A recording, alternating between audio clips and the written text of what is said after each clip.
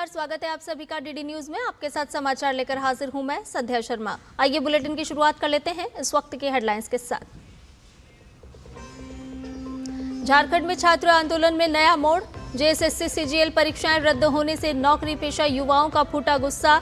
आंदोलनकारी छात्र भी सीबीआई जांच की मांग पर अड़े।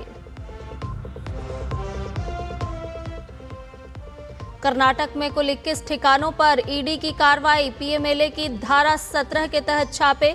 पशु चिकित्सा अधिकारी भर्ती में गड़बड़ी का मामला।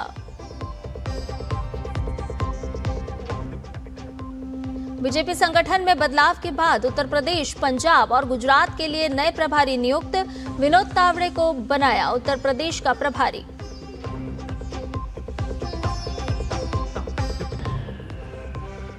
भारतीय चुनाव प्रणाली के फैन हुए अमेरिकी राष्ट्रपति डोनाल्ड ट्रंप की जमकर प्रशंसा। कहा, भारत में प्रत्येक मतदाता के पास है आईडी कार्ड। अमेरिका में भी ऐसी प्रणाली लागू करने की जताई इच्छा। और महिला हॉकी विश्व कप में आज भारत की दक्षिण अफ्रीका से होगी भिड़ंत। आत्मविश्वास से भरी भारतीय महिला टीम की नजर बड़ी जीत पर। और अब सभी खबरों को विस्तार के साथ जानते हैं। झारखंड में छात्रों का आंदोलन अभी भी जारी रहेगा। छात्रों का कहना है कि उनकी सारी मांगें नहीं मानी गई है। मुख्यमंत्री हेमंत सोरेन ने टीडीपीएल एजेंसी के जरिए कराई गई जेएसएससी सीजीएल समेत सभी परीक्षाओं और उनके नतीजों को रद्द करने का ऐलान किया है। इसके साथ ही 2014 से अब तक हुई भर्ती परीक्षाओं में कथित गड़बड़ियों की सीआईडी जांच के निर्देश दिए गए हैं। लेकिन छात्र नेता अभी भी 11वीं से 13वीं जेपीएससी परीक्षा और पूरे मामले की सीबीआई जांच की मांग पर कायम है।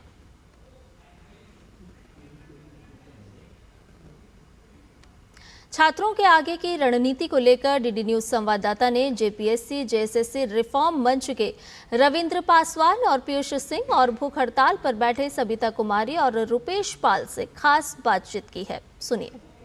जेएसएससी रिफॉर्म मंच अब इस आंदोलन को किस तरीके से आगे बढ़ाएगा, क्योंकि मुख्यमंत्री हेमंत सोरेन ने इनकी ज्यादातर मांगों को मान लेने का ऐलान किया है और इसके बाद इन लोगों ने कल जश्न भी मनाया। अब आंदोलन कैसे आगे बढ़ेगा, रविंद्र आपसे और पीयूष से हम जानना चाहेंगे। और इधर सविता हमारे पीछे जो बैठी है, ये भूख हड़ताल पर 15वें दिन से बैठी है और इधर रुपेश पाल भी भूख हड़ताल पर 15 दिनों से बैठे हुए। कैसे रविंद्र जी अब आगे करेंगे आंदोलन को? कि केवल रद्द कर देने से ये चीज़ नहीं होगी। सरकार जितनी भी एग्जाम रद्द की है उसका आधार क्या है? क्या उसका ये आधार है कि जब अगला पार्टी कोर्ट में जाएगा तो ये रद्द टिक पाएगा? तो उसका आधार यही है कि आप जो रद्द किए हैं उसका सबसे पहले रद्द के साथ जो सो अध्याचना वापस लीजिए, उसका वैकेंसी वापस लीजिए।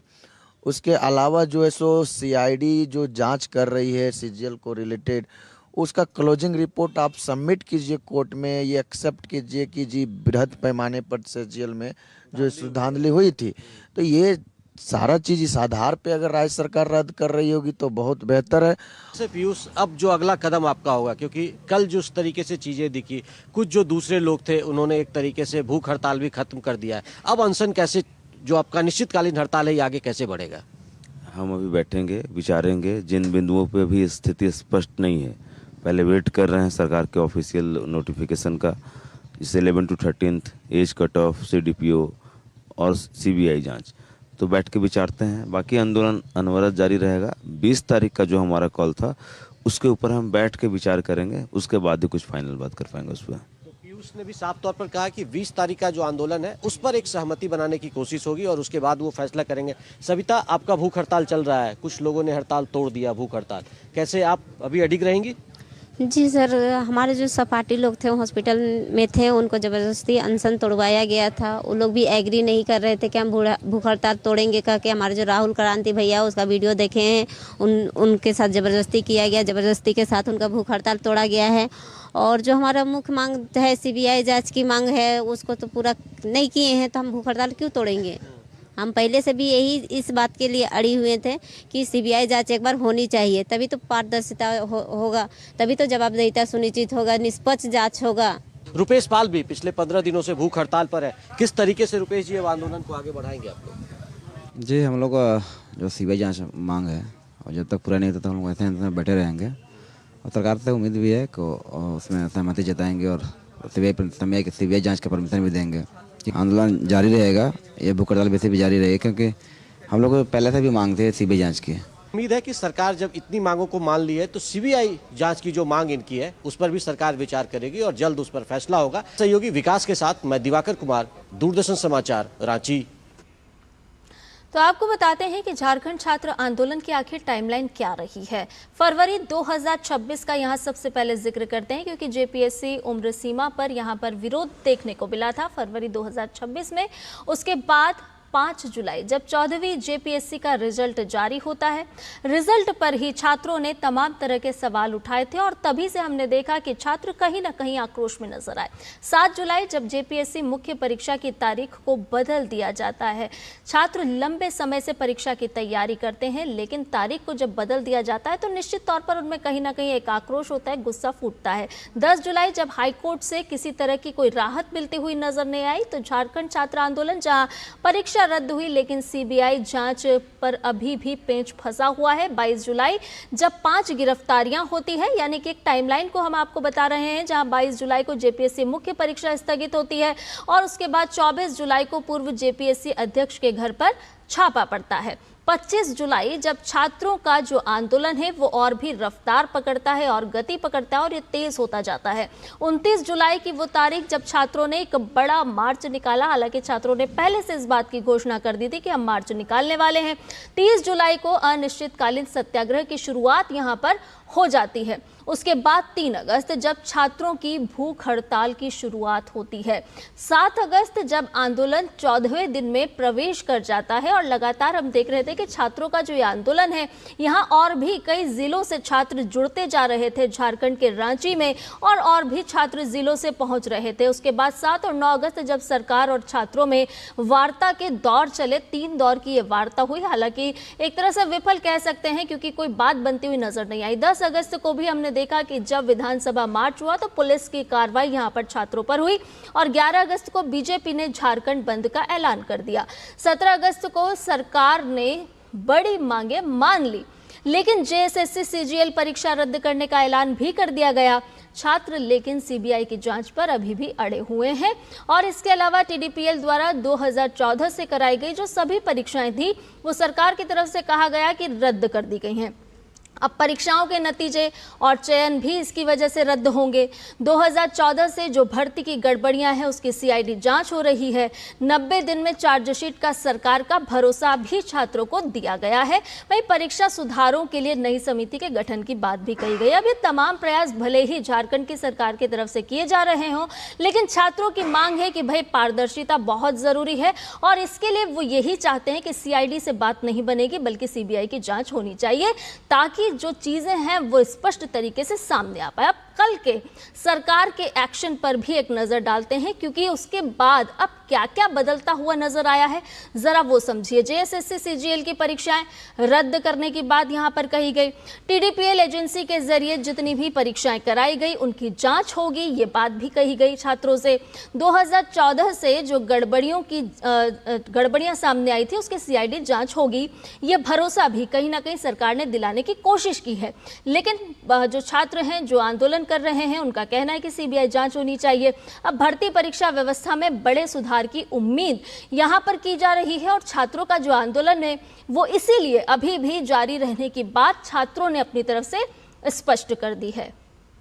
अब इस वक्त की स्थिति क्या है वो भी एक बार आपको बताते हैं, क्योंकि यहाँ पर सरकार बनाम छात्रों की एक तरह से कहें कि एक रस्साकशी कह सकते हैं, क्योंकि साफ तौर पर छात्रों की जो मांग है वो पूरी नहीं हुई है। तो सरकार की जो कार्रवाई है उसमें टीडीपीएल एजेंसी के जरिए जितनी परीक्षाएं उसको रद्द करने की बात, छात्रों की जो लंबित मांगे उसमें 11वीं से 13वीं तक की जो जेपीएससी की परीक्षाएं हैं उसकी स्थिति स्पष्ट करने की बात कही जा रही है। वहीं 2014 से सीआईडी जांच और फास्ट ट्रैक कोर्ट की मांग यहां पर छात्रों की तरफ से की जा रही है और ये जो मांग है ये लंबित है, यानी कि ये मांगे अभी छात्रों की पूरी नहीं हुई है और इसीलिए छात्रों ने बहुत स्पष्ट कर दिया है कि जब तक हमारी बातें, हमारी मांगे नहीं मानी जाएंगी, हम अपना प्रदर्शन और आंदोलन लगातार जारी रखेंगे। वहीं मुख्यमंत्री हेमंत सोरेन द्वारा जेएसएससी सीजीएल परीक्षा रद्द किए जाने की घोषणा के साथ ही जेएसएससी के माध्यम से नौकरी कर रहे युवाओं के एक बड़े खेमे में भारी आक्रोश देखने को मिल रहा है। वर्तमान में नौकरी कर रहे युवाओं ने धुर्वा स्थित प्रोजेक्ट भवन के पास अपने आक्रोश को प्रकट किया। जैसे ही मुख्यमंत्री हेमंत सोरेन ने जेएसएससी परीक्षा रद्द करने की घोषणा की तो इन लोगों का आक्रोश भी फूट पड़ा। नौकरी कर रहे युवाओं ने कहा कि आज लोकतंत्र हार गया है। भीड़ तंत्र के सामने मुख्यमंत्री हेमंत सोरेन ने घुटने टेक दिए हैं। साहसिक पारिवारिक पृष्ठभूमि से आने वाले मुख्यमंत्री हेमंत सोरेन से ऐसी उम्मीद नहीं थी। उन्होंने कहा कि अब वो भी आंदोलन करेंगे। उन्होंने कहा कि न्यायालय का सहारा लेकर उन्होंने नौकरी ली थी, एक बार फिर से वो न्यायालय का सहारा लेंगे। तो एक और मोर्चा खुल गया है हेमंत सोरेन के खिलाफ।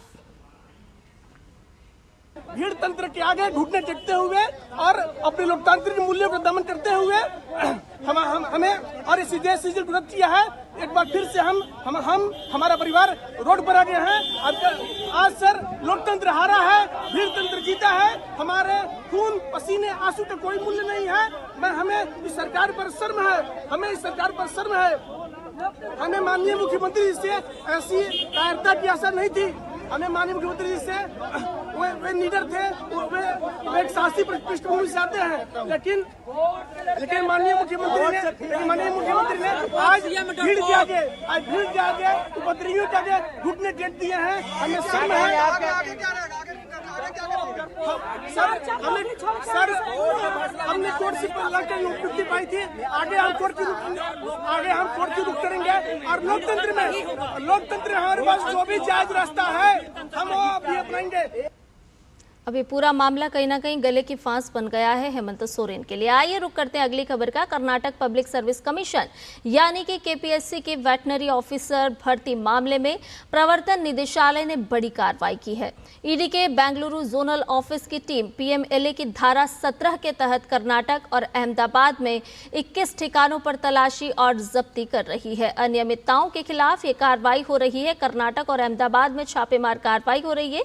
केपीएससी भर्ती में भ्रष्टाचार के आरोपों की जांच के लिए की जा रही है ये छापेमारी कार्रवाई। पीएमएलए 17 के तहत 21 ठिकानों पर तलाशी अभियान चलाया जा रहा है।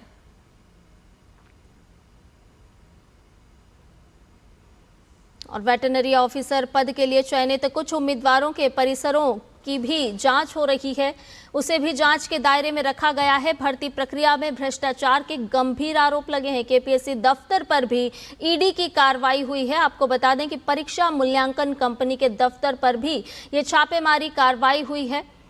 तो केपीएससी केस में ईडी का एक्शन है। कर्नाटक और अहमदाबाद में छापेमारी कार्रवाई की जा रही है। बिचौलियों के ठिकानों पर भी ईडी का ये तलाशी अभियान लगातार जारी है। और आपको बता दें कि इस पूरे मामले को लेकर के लगातार जांच को ईडी आगे बढ़ा रहा है। बीजेपी ने पार्टी संगठन में बड़ा बदलाव करने के साथ ही चुनावी राज्यों में नई नियुक्तियां कर दी हैं। पार्टी ने उत्तर प्रदेश, पंजाब और गुजरात के आगामी विधानसभा चुनाव के लिए कमर कस ली है। बीजेपी अध्यक्ष नितिन नवीन की अगुवाई में घोषित नई राष्ट्रीय टीम में कई नए चेहरों को जगह दी गई है। तो वहीं चुनावी राज्यों की जिम्मेदारी अनुभवी नेताओं को सौंपी गई है। पार्टी ने विनोद तावड़े को उत्तर प्रदेश विधानसभा चुनाव का प्रभारी बनाया है। तो चुनावी राज्यों में नई कमान मिलती हुई नजर आ रही है। सतीश पुनिया को पंजाब चुनाव की कमान सौंपी गई है।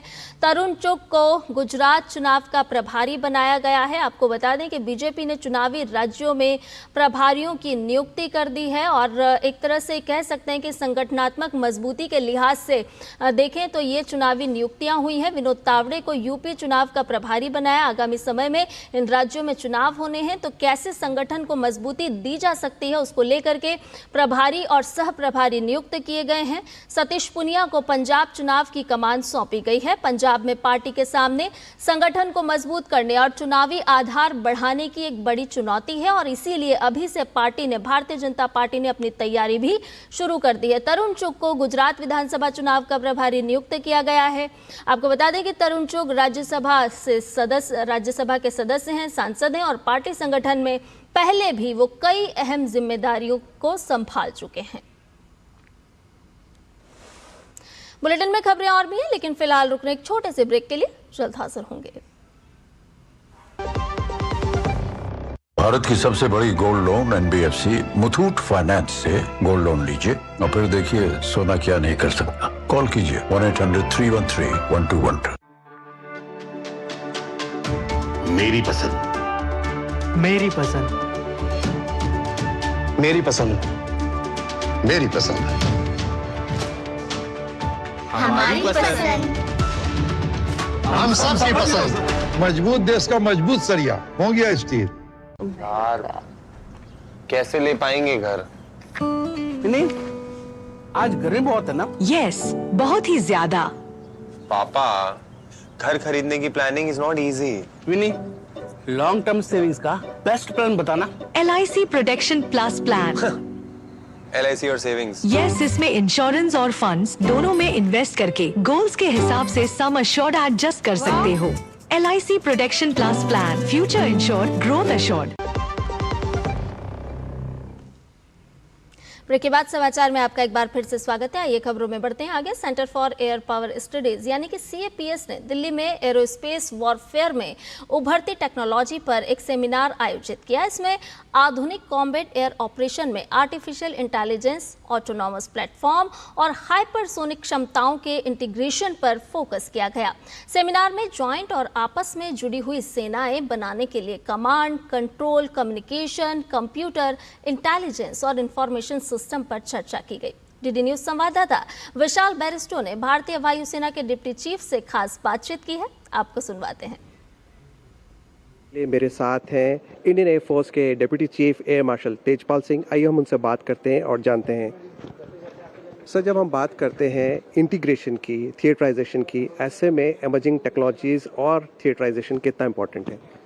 देखिए, इमर्जिंग टेक्नोलॉजीज़ तो बहुत ज़रूरी है और तीनों सर्विसेज के लिए ज़रूरी है। इसीलिए आजकल तीनों सर्विसेज आज नहीं पहले से अपने एक्विजिशन प्लान्स इकट्ठे बना रहे हैं ताकि हम सब मॉडर्न टेक्नोलॉजी इम्बाइब करें और एक इंटीग्रेटेड मैनर में एम्प्लॉय करें। जनरल राहुल सिंह ने बोला कि जिस पेस से बढ़ रही टेक्नोलॉजी वो वेव्स में बढ़ रही है और जो अभी जो कॉन्फ्लिक्ट्स चल रहे हैं वो हमारे लिए एक बहुत बड़ा लर्निंग लेसन हो सकता है, हम उसे सीख सकते हैं। ऑपरेशन सिंदूर से हमने कितना सीखा है? नहीं, हर कॉन्फ्लिक्ट जो होता है, चाहे सिंदूर हो, पहले कारगिल था या यूक्रेन वॉर है, हर एक से कुछ सीख मिलती है हमको और उसको अडेप्ट करना बहुत ज़रूरी है। जो भी हमने देखा उसमें जो हमारी स्ट्रेंथ थी, जो वीकनेस थी, उससे हम सीखते हैं ताकि आगे जो भी हमने सीखा है उसको हम कैसे टेक्नोलॉजी के साथ एड्रेस करें, ये हमारा मकसद रहता है। तीनों फोर्सेस के अलावा academia, MSMEs, startups, private sector, ये सब मिलके एक ज़बरदस्त फोर्स बना सकते हैं। तो ऐसे में आप ख़ासतौर से MSMEs और प्राइवेट सेक्टर का कितना बड़ा रोल देखते हो? क्योंकि आपने कहा है कि हमें रेडी टू यूज़ चीज़ें चाहिए। इस MSMEs और स्टार्टअप्स का रोल तो बहुत ही ज़्यादा है और जैसे मैंने अपने टॉक में भी बोला, MSMEs और स्टार्टअप्स और जो बड़े प्लेयर्स हैं DPSUs, उनके बीच में कोलैबोरेशन होना चाहिए, कंपटीशन नहीं होना चाहिए। बिकॉज हर एक का अपना एडवांटेज है। जो बड़े प्लेयर्स हैं उनके पास बजट ज़्यादा है, जो छोटे हैं उनके पास बजट कम है बट वो ज़्यादा एजाइल निम्बल हैं, वो सोचते ज़्यादा जल्दी हैं। सो एयरफोर्स दोनों सबके साथ एंगेज कर रहा है, चाहे वो 15 साल का बच्चा हो या बड़ी कंपनी हो, हम सबसे एंगेज कर रहे हैं। 21,000 करोड़ का बिजनेस अपॉर्चुनिटी है प्राइवेट सेक्टर, स्पेशली MSMEs और स्टार्टअप्स के लिए। तो आपने सुना कि एक ज़बरदस्त अपॉर्चुनिटी है आपके लिए अगर आप यंग टैलेंटेड माइंड है। 21,000 करोड़ का पूरा प्लान है आपके लिए, आप देश के लिए काम कर सकते हैं और ज़रूरत इस बात की है कि आप रेडी टू यूज़ टेक्नोलॉजी हमारी फ़ौज को दें। कैमरामैन सुमित नौडियाल के साथ मैं विशाल बैरिस्टो, DD न्यूज़, दिल्ली। भारत नई दिल्ली में ब्रिक्स देशों के पर्यावरण मंत्रियों की 12वीं बैठक की मेजबानी कर रहा है। आपको बता दें कि इसके अलावा केंद्रीय पर्यावरण, वन एवं जलवायु परिवर्तन मंत्री भूपेंद्र यादव ने ब्रिक्स पर्यावरण मंत्रियों की बैठक को लेकर जानकारी साझा की है। भारत के ब्रिक्स अध्यक्षता के तहत सदस्य देशों के मंत्रियों और प्रतिनिधियों का स्वागत किया गया। उन्होंने कहा कि पर्यावरण कार्य समूह के तहत सहयोग को और मजबूत करने और सार्थक संवाद के माध्यम से सकारात्मक परिणाम हासिल करने की दिशा में काम किया जाएगा। भूपेंद्र यादव ने पर्यावरण संरक्षण और सतत विकास के लिए ब्रिक्स देशों के बीच साझेदारी बढ़ाने पर भी जोर दिया।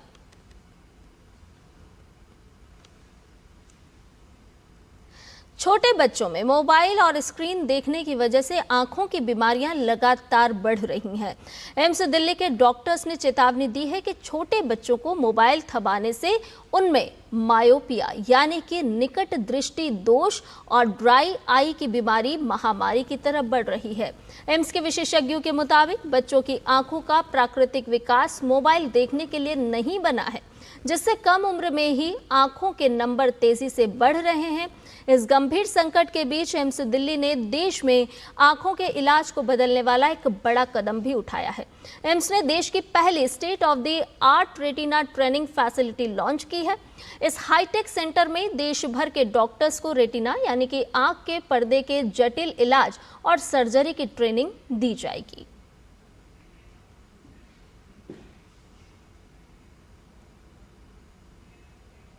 Is a unfortunate social trend now, or a habit, or you can say a accepted behavior in society to give devices to children when they are very young. This is something which is harmful to the child, because the natural growth of the eye of the child is not designed to have excessive near work before they reach a certain age. So the mobile device or any screen like iPad, as you mentioned, so these screens are held up at near distance, and they also have other effects in terms of the light and the ability that they get the entire focus of attention of the child. They do not blink and things like that. So as a result, it is leading to an increase in myopia and problems with the dry eye and so on. उत्तर से लेकर दक्षिण भारत तक monsoon active हुआ है। इस बीच भारतीय मौसम विभाग ने नया अलर्ट भी जारी किया है। मौसम विभाग की भविष्यवाणी के अनुसार आज दिल्ली, यूपी, बिहार सहित पूरे 25 राज्यों और केंद्र शासित प्रदेशों में मूसलाधार बारिश के साथ साथ आंधी जैसी तेज हवाएं चलने की चेतावनी है। कुछ राज्यों में आकाशीय बिजली भी गिर सकती है। वहीं पहाड़ी राज्यों में लैंडस्लाइड का अलर्ट है। इस दौरान कुछ क्षेत्रों में 65 किलोमीटर की रफ्तार से हवा चल सकती है। मौसम विभाग ने उत्तराखंड के गढ़वाल क्षेत्र के पहाड़ी जिलों में तेज वर्षा का येलो अलर्ट जारी किया है। राज्य में 21 अगस्त तक बारिश होने की संभावना जताई गई है। वर्षा और भूस्खलन के कारण राज्य की लगभग 97 सड़कें अवरुद्ध हो चुकी हैं।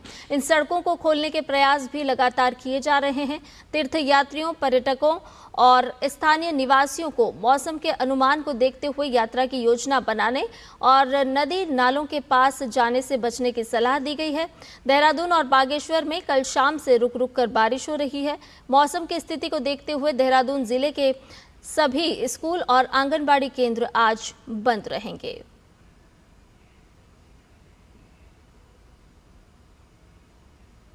हमें सूचना मिली लगभग 9:15 बजे के लगभग कि एक मैक्स बीन नदी में पलट गई और तो नीचे चली गई। तो हमारी टीम तुरंत यहाँ पर पहुंची है और यहाँ पे देखा तो एक व्यक्ति उसमें ऊपर बैठा हुआ दिखाई दिया।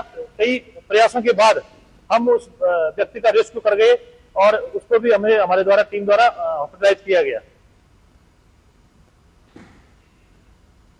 आइए रुक करते हैं बाकी खबरों का। अमेरिका के राष्ट्रपति डोनाल्ड ट्रंप ने भारत की चुनाव प्रणाली की जमकर तारीफ की है। डोनाल्ड ट्रंप ने भारतीय चुनाव की तरह अमेरिका में भी सख्त नियम लागू करने की मांग की है। ट्रंप ने कहा कि भारत में 64 करोड़ 60 लाख मतदाताओं ने वैध पहचान पत्र के साथ मतदान किया, जो एक बड़ी उपलब्धि है। डोनाल्ड ट्रंप ने भारत के मुख्य चुनाव आयुक्त ज्ञानेश कुमार के उस बयान का भी जिक्र किया जिसमें उन्होंने बगैर फोटो आईडी के चुनाव होने पर हैरानी जताई थी। व्हाइट हाउस ने भी चुनाव प्रक्रिया और सुरक्षा के मामले में भारत को अमेरिका से आगे बताया है। यूएस क्यों चाहे भारत जैसा चुनाव, तो चुनाव आयुक्त ज्ञानेश कुमार का खास तौर पर यहां हवाला दिया गया और दुनिया मानती है भारतीय चुनावी व्यवस्था का लोहा। ये बात एक बार फिर सामने आई है क्योंकि अमेरिका के राष्ट्रपति डोनाल्ड ट्रंप ने भी एक बार प्रशंसा की है और चुनाव के लिए उन्होंने साफ तौर पर कहा कि भारत जो कि सबसे बड़ा लोकतांत्रिक देश है, वह बड़ी ही पारदर्शी तरीके से चुनाव संपन्न कराए जाते हैं। क्या है अमेरिका सेव एक्ट, ये भी एक बार जानिए, क्योंकि वोटिंग के लिए नागरिकता का सबूत यहाँ पर जरूरी किया गया है। जन्म प्रमाण पत्र या पासपोर्ट दिखाना होगा। तो आखिर ये बात कहां से आई, ये भी जानना बहुत जरूरी है कि भारत के इस चुनावी प्रक्रिया की प्रशंसा आखिर अमेरिकी राष्ट्रपति डोनाल्ड ट्रंप ने क्यों की। तो अमेरिका सेव एक्ट के तहत भारत की चुनावी प्रणाली की प्रशंसा की गई है। आइए रुक करते अगली खबर का। ओलंपिक रजत पदक विजेता चीन को बराबरी पर रोकने के बाद आत्मविश्वास से भरी भारतीय महिला हॉकी टीम आज विश्व कप के अपने दूसरे मुकाबले में दक्षिण अफ्रीका के विरुद्ध उतरेगी। भारत की नजर पूल डी में शीर्ष 2 में जगह मजबूत करने पर होगी। विश्व रैंकिंग में 9वें स्थान पर काबिज भारत ने टूर्नामेंट के अपने शुरुआती मुकाबले में मजबूत चीनी टीम के विरुद्ध अनुशासित प्रदर्शन करते हुए 2-2 से ड्रॉ खेला। इस नतीजे से भारत को महत्वपूर्ण 1 अंक मिला और दूसरे दौर में पहुंचने की उसकी स्थिति मजबूत हुई है। जापान में होने वाले एशियन गेम्स को लेकर भारतीय एथलीटों की तैयारी चरम पर है। ऐसे में भारतीय पहलवान भी इस कड़ी में पीछे नहीं हैं। 68 किलोग्राम भार वर्ग की महिला पहलवान और ओलंपियन निशा दहिया इस बार एशियन गेम्स से खुद के नाम को एक नई पहचान दिलाने के लिए कोई कोर कसर नहीं छोड़ रही हैं। डीडी न्यूज संवाददाता गौरव कुमार ने उनसे खास बातचीत की है। आप ये खास बातचीत को सुनिए और मुझे दीजिए इजाजत। नमस्कार। जापान में अगले महीने एशियन गेम्स होने हैं और इन गेम्स को लेकर के भारतीय महिला पहलवानों की अपनी अलग तैयारी जो है वो चल रही है। और इस वक्त हमारे साथ निशा दहिया हैं जो कि 68 किलोग्राम भार वर्ग में अपनी चुनौती पेश करेंगी। निशा, अगले महीने जापान में एशियन गेम्स होने हैं, बहुत सारी उम्मीदें जो हैं वो इस समय उफान पर हैं, तैयारी भी उसी तरह से चल रही है। आपकी क्या खास तैयारी है? एशियन गेम्स के लिए जैसे जापान में होने वाले हैं तो हमारी फेडरेशन कोशिश कर रही है कि हम वहाँ पहले ट्रेनिंग करें जाके, ताकि हमारे लिए हेल्प हो, वहाँ का वेदर हम मतलब पहले देख पाए और उसमें एडजस्ट हो जाए। और यहाँ पे भी हमारी तैयारी काफ़ी अच्छी चल रही है। आपको पता होगा कि हमारे जापानीज़ कोच हैं जो हमारी तैयारी देख रहे हैं और एक यूएसए से भी आए हैं, बटलर सर। सो उनके साथ काफ़ी अच्छा लग रहा है ट्रेनिंग करके और काफ़ी नई चीज़ें सीखने को मिल रही हैं। आपको क्या लगता है कि किस तरह के एक चुनौती जो है वो एशियन गेम्स में देखने को मिल सकती है? जैसे मैं बात करूं मेरे वेट में, तो जापान और चाइना और 1-2 कंट्री और है जो इसको हम मान सकते हैं कि काफ़ी अच्छे एथलीट हैं। हम भी कम नहीं हैं इंडिया वाले, उनके ओलंपिक्स में मेडल हैं। सो उसी पे हम कोशिश कर रहे हैं और कोच लोग भी कोशिश कर रहे हैं कि हम अपनी कमियों पे काम करें और उन्हें निखारें। कैंप्स में किन किन बातों पे सबसे ज़्यादा ध्यान दिया जा रहा है? क्योंकि आपने जैसा बताया कि जापानीज़ कोच भी हैं और आपके खुद मुख्य कोच जो है वीरेंद्र जी भी हैं, तो किस तरह से तालमेल बैठाती हैं और किन किन बातों पे सबसे ज़्यादा फोकस किया जा रहा है? जैसे वीरेंद्र सर के साथ हमने काफ़ी साल हो गए ट्रेनिंग करते हुए, तो वो जैसे हमारी जो रेसलिंग वो काफ़ी जानते हैं, तो वो हमें अच्छे से बता पाते हैं चीज़ें।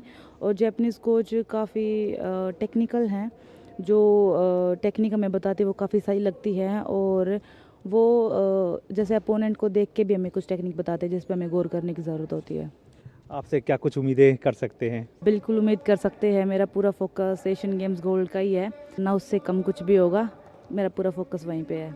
चलिए, आपने बात की, बहुत बहुत शुक्रिया। तो ये है निशा दहिया जिनका साफ तौर पर कहना है कि तैयारी उनकी काफ़ी बड़ी है, फोकस भी उनका गोल्ड मेडल पे है, लेकिन इसके साथ ही साथ वो ये भी बता रही हैं कि हर कंपटीशन की अपनी एक अहमियत भी होती है और लगातार जिस तरह से एक्सपोजर मिला है उसका फ़ायदा कहीं ना कहीं देखने को मिलेगा। कैमरामैन संदीप के साथ मैं गौरव कुमार, डीडी न्यूज़, दिल्ली।